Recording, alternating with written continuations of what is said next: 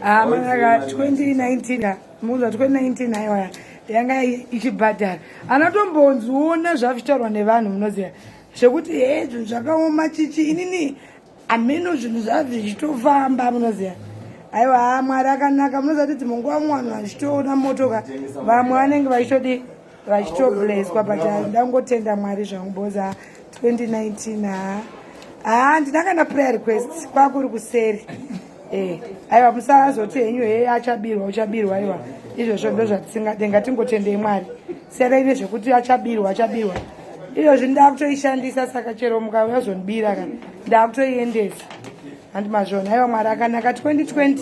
we hope for the best Mwari ndongomutenda bhoza